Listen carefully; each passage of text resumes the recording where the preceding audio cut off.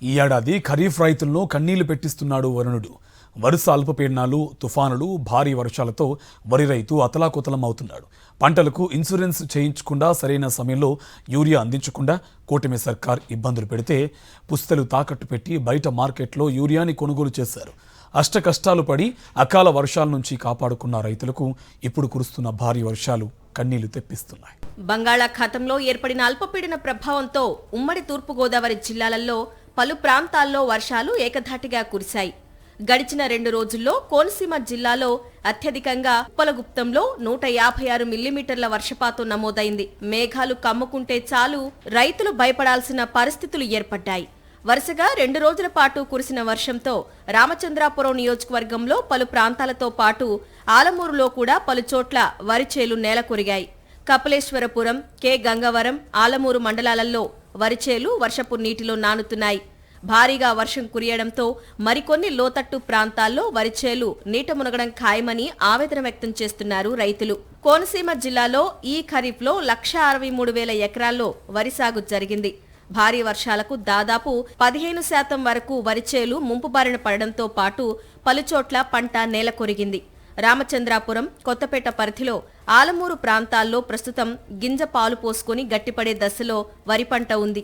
ఈ సమయంలో కురుస్తున్న వర్షంతో ఇక్కడి పంట దెబ్బతింటోంది. ఇక కురుస్తున్న భారీ వర్షాలకు తీర ప్రాంతంలో ఉన్న చేలల్లో 3 అడుగుల మేర వర్షపు నీరు నిలిచిపోయింది. ముంపు నీరు తొలగించేందుకు ప్రయత్నాలు చేయాలన్నా వర్షం తెరిపివ్వడం లేదంటూ రైతులు ఆవేదన వ్యక్తం చేస్తున్నారు. గత ప్రభుత్వ హయాంలో ప్రభుత్వమే ఇన్సూరెన్స్ చెల్లించడంతో తమకు ఇబ్బందులు తప్పాయని, ఇప్పుడు ఇన్సూరెన్స్ కూడా లేకపోవడంతో తాము తీవ్ర ఇబ్బందులు ఎదుర్కోవాల్సి వస్తుందని రైతులు కన్నీళ్లు పెట్టుకుంటున్నారు. ఇన్సూరెన్స్ కూడా కట్టలేక మాకు దారి ఇవ్వలేదండి. దీనివల్ల పడిపోవటం వల్ల కోతకి వేస్ట్ అండి. కోత కూలి ఎక్కువ అవుతుంది మిషన్కి, దాన్ని ఖరీదు తక్కువ అవుతుందండి. కానీ బేగి ఎవరో కొనరండి. ఆరబట్టాలంటే 3 మంది జనం అవుతారండి.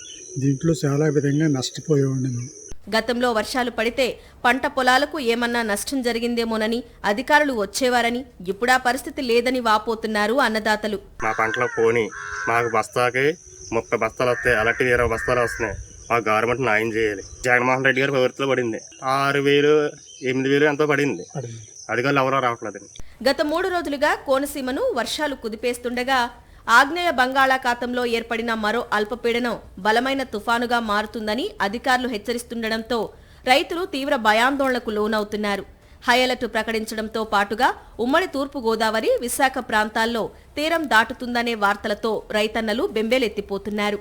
అకాల వర్షాలతో కనీసం పెట్టుబడి కూడా తిరిగి వచ్చే పరిస్థితి కనిపించడం లేదని ఆవేదన వ్యక్తం చేస్తున్నారు.